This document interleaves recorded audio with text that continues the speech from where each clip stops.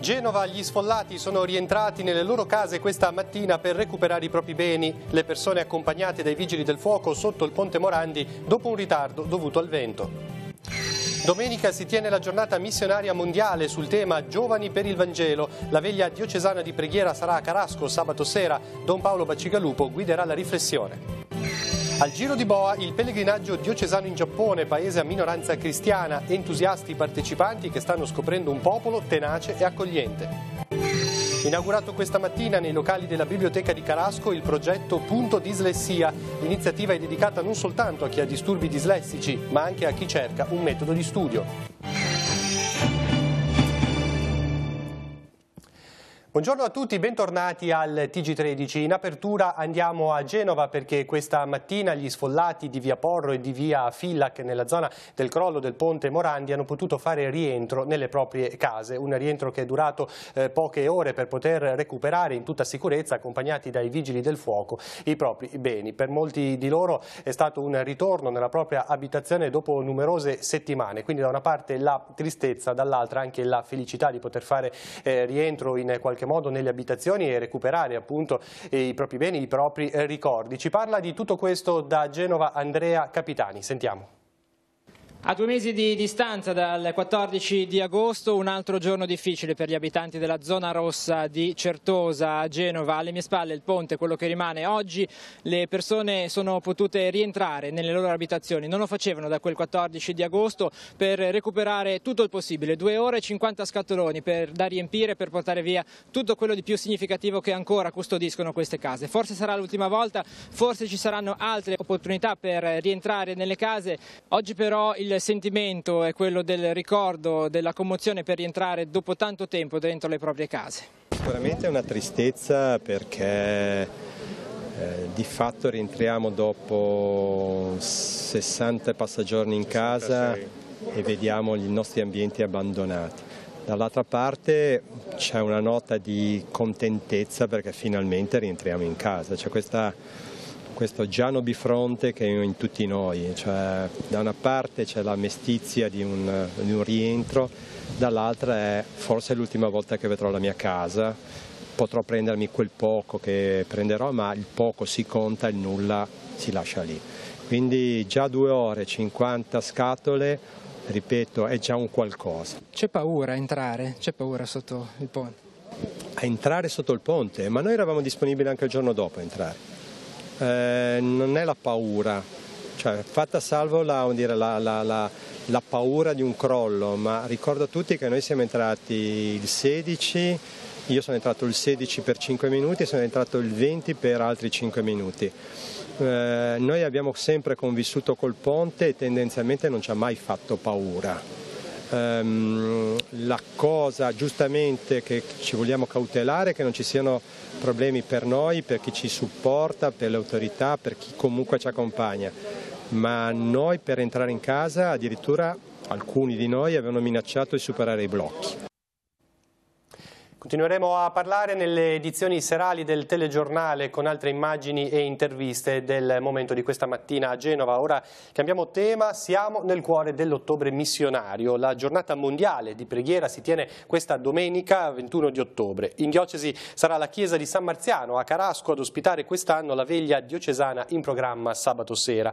A guidare la riflessione Don Paolo Bacigalupo, un appuntamento che in questi giorni in cui è in corso anche il Sinodo mette al centro i giovani. Sentiamo. In che senso si vuole riflettere su questo aspetto?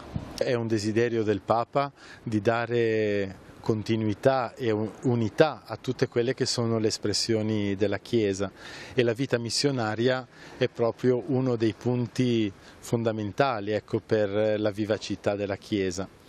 E in modo particolare il Papa vuole guardare all'annuncio del Vangelo come a quell'annuncio che tocca soprattutto i giovani, coloro che si stanno aprendo alla vita, perché proprio il Vangelo porti una lieta notizia ai giovani e siano proprio i giovani a portare questa lieta notizia con il loro fiorire, con la loro vita, con la loro passione, il loro entusiasmo.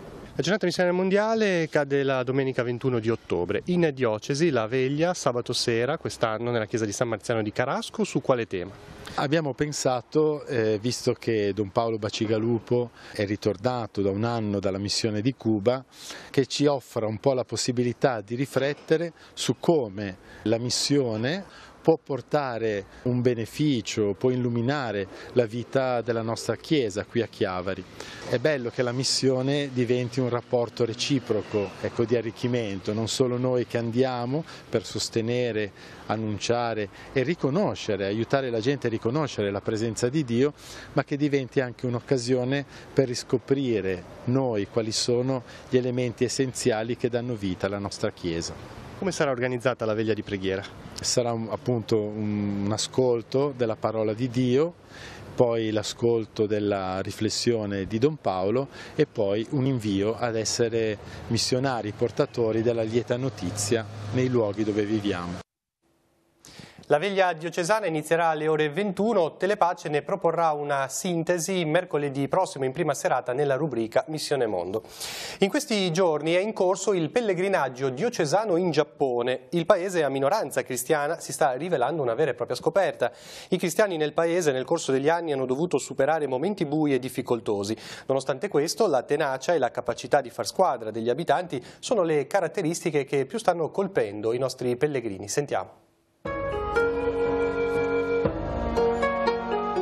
Giro di boa per il pellegrinaggio diocesano in Giappone. Il gruppo, partito venerdì scorso dall'Italia, sta trascorrendo giornate intense nei principali centri del paese nipponico: Kyoto, Osaka, Nara, Fujiyama, Tokyo. Nella capitale i pellegrini hanno partecipato alla messa celebrata in cattedrale dal parroco. Il cristianesimo in Giappone è una religione minoritaria. Introdotto nel 1549, i fedeli giapponesi hanno avuto un cammino travagliato.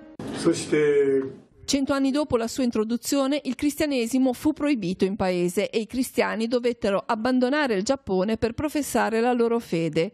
Alcuni però rimasero qui e 150 anni fa si ricompose la comunità cristiana.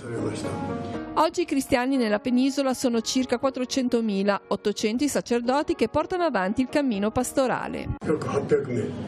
L'evangelizzazione tramite la catechesi si svolge principalmente nelle chiese giapponesi, mai al di fuori. L'impegno inoltre è nella realizzazione di scuole, ospedali e case di riposo ispirate ai principi cristiani. Per i pellegrini un'esperienza coinvolgente con una realtà molto diversa dalla nostra e tenace nel portare avanti il proprio impegno e il proprio cammino. È una capacità secondo me che si vede sia nelle grandi situazioni che nella vita quotidiana. Ad esempio dove sono state gettate le bombe atomiche durante la guerra mondiale, loro comunque non ne parlano, lo nascondono un po' perché lì si può comunque ancora vivere, si possono mangiare i pomodori, si possono ancora fare le cose. Io sono rimasto particolarmente colpito dall'idea che hanno il popolo giapponese di lavorare in gruppo e di comunità per rendere il Giappone un luogo di elevata spiritualità e bello da vedere agli occhi di chi viene da fuori. Non possiamo esimerci dal chiedere al nostro amico Gianni se si mangia bene in Giappone. Sì. Tante cose, piccole ma tante. Ora spazio all'economia. Oggi parliamo della prima manovra presentata dal governo, targato Lega e 5 Stelle e approvata dal Consiglio dei Ministri pochi giorni fa.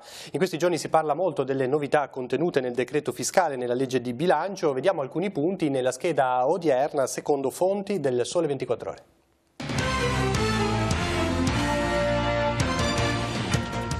Pensioni. L'obiettivo è garantire il pensionamento a coloro che sommando età e contributi arrivano a quota 100, probabilmente partendo dalla combinazione 62-38. Saranno 4 all'anno le finestre per andare in pensione. Prorogata poi l'opzione donna che permette alle lavoratrici di pensionarsi con 58 anni di età se dipendenti o 59 se autonome e 35 di contributi. Il reddito di cittadinanza dovrebbe essere attivato in primavera. L'assegno da 780 euro, secondo quanto annunciato, sarà caricato sul bancomat con una sorta di controllo degli acquisti. L'aiuto sarà garantito solo a patto di frequentare corsi di formazione e di prestare 8 ore a settimana di lavoro socialmente utile. Il reddito verrà meno dopo il rifiuto di 3 offerte. Non sarà penalizzato chi non accetterà come prima offerta un lavoro fuori città o regione. Pace fiscale. L'accordo raggiunto stabilisce un'aliquota al 20% per sanare il pregresso di chi ha già presentato la dichiarazione dei redditi, prevista l'opzione di dichiarazione integrativa, ma con la possibilità di far emergere fino a un massimo del 30% in più rispetto alle somme già dichiarate e comunque con un tetto di 100.000 euro. Per ridurre il contenzioso si potranno inoltre sanare le liti con il fisco pagando senza sanzioni o interessi il 20% del non dichiarato in 5 anni in caso di vittoria del contribuente in secondo grado o il 50% in caso di vittoria in primo grado. Con la rottamazione TER delle cartelle Equitalia saranno cancellati sanzioni e interessi, dilazionando i pagamenti in 5 anni e arriverà lo stralcio delle mini cartelle sotto 1.000 euro, accumulate dal 2000 al 2010. Il decreto prevede la definizione agevolata dei carichi affidati all'agente della riscossione a titolo di risorse proprie dell'Unione Europea, delle controversie tributarie nei confronti dell'Agenzia delle Entrate, degli atti dell'iter di accertamento, quelli dei procedimenti dei verbali di contestazione e delle imposte di consumo. Il taglio delle pensioni sopra i 4.500 euro netti al mese porterà nelle casse dello Stato 1 miliardo di euro nell'arco di un triennio. La legge di bilancio prevede anche l'azzeramento graduale del fondo pubblico per l'editoria e uno stanziamento da 500 milioni di euro per un grande piano di assunzioni per poliziotti, magistrati e personale amministrativo. La cronaca: un incendio è divampato questa notte nel panificio di via Roma a Portofino. Sul posto, poco dopo la mezzanotte, i vigili del fuoco di Rapallo, supportati dall'autobotte della compagnia di Chiavari. La zona di vendita è andata a fuoco. Le cause del rogo sono in via di accertamento. La bonifica è durata circa 2 ore. Il fratello del titolare ha respirato del fumo ed è stato portato per dei controlli all'ospedale di Lavagna. A Chiavari, nell'ambito dei lavori nel sottosuolo, in corso Garibaldi all'incrocio con via Vinelli, saranno rimossi e spostati alcuni cavi che attraversano il canale interrato di smaltimento delle acque bianche, che per il momento causano di fatto un'occlusione. In caso di forti piogge, spiega infatti il Comune, potrebbero essere causa di tracimazione del canale. I cavidotti nei quali passa la linea elettrica sono di proprietà di E-Distribuzione SPA. Di questa mattina la firma del sindaco sull'ordinanza.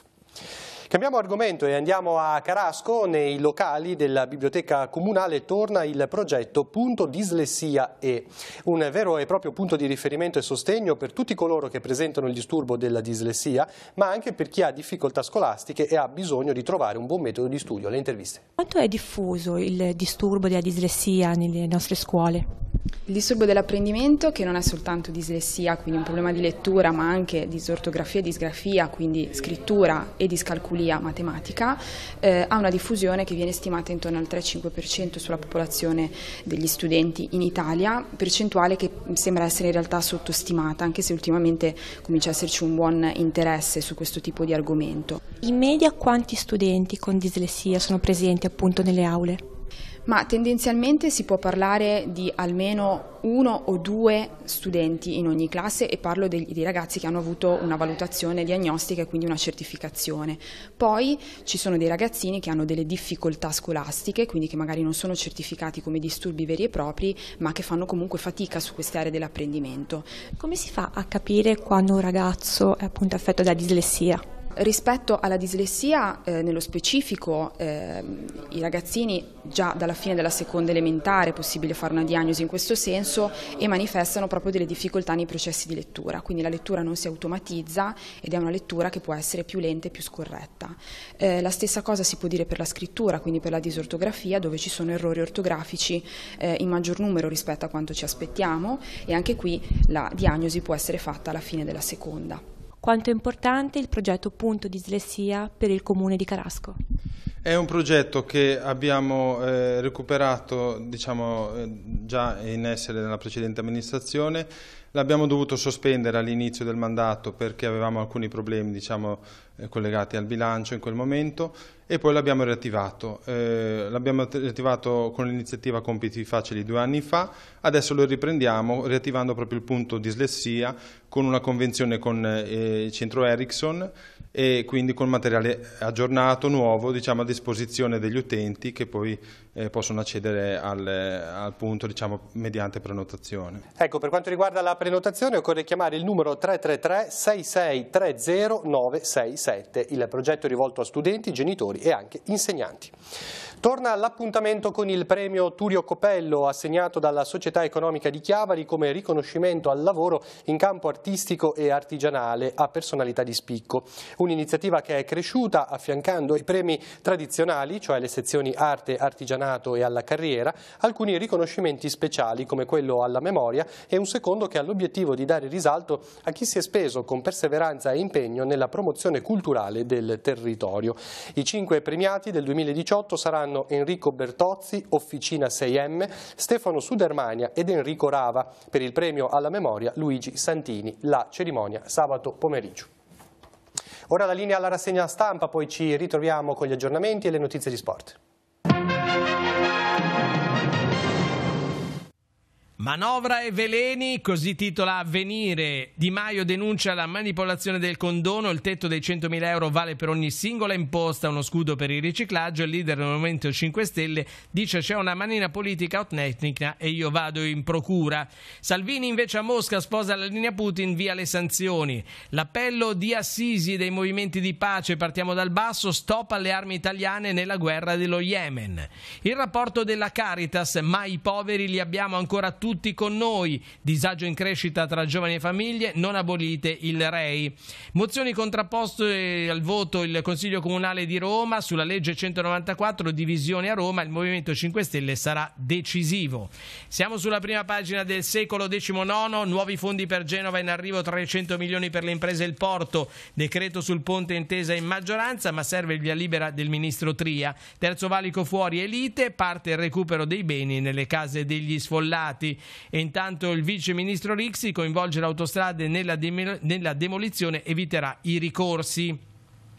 E poi ancora la legge di bilancio, condannato il riciclaggio, Di Maio, decreto truccato, Salvini accuse surreali. E poi l'onda nera che arriva sulla Costa Azzurra, l'onda nera deturpa le spiagge di Saint-Tropez. E poi siamo nel nostro territorio. Il Levante vuole unire le forze in rete, trasporti, eventi e musei. Vediamo appunto nelle pagine del Levante, Alleanza per il turismo e la protezione, amministrazioni della promozione, amministrazioni comunali attorno a un tavolo per discutere di strategie comuni e progetti, miglioramento dell'offerta. Creazione di un brand, infatti dicono in molti serve un marchio forte che ci rappresenti tutti. E sempre dal Levante, Rapallo, il sindaco Bagnasco si ricandida, oggi l'annuncia all'Hotel Miramare, come avvenne 5 anni fa con lui, Brigati e Campodonico e gli altri della squadra uscente. A questo punto la linea passa a Genova per conoscere gli argomenti del settimanale Il Cittadino. Al nuovo anno pastorale dedica l'apertura al cittadino di questa settimana, domenica 21 ottobre alle 15:30 con la Santa Messa presieduta dal Cardinale Bagnasco, inizia ufficialmente il cammino diocesano 2018-2019. Inoltre si celebrerà anche la chiusura del Giubileo per i 900 anni della consacrazione della cattedrale. La celebrazione sarà trasmessa in diretta streaming sul nostro sito. Sempre in prima pagina, Chiesa chiamata a carità. È stato presentato al recente incontro di formazione del clero in seminario da Monsignor Marino Poggi, direttore della Caritas, la guida ai servizi di carità della diocesi dal titolo Come io vi ho amato.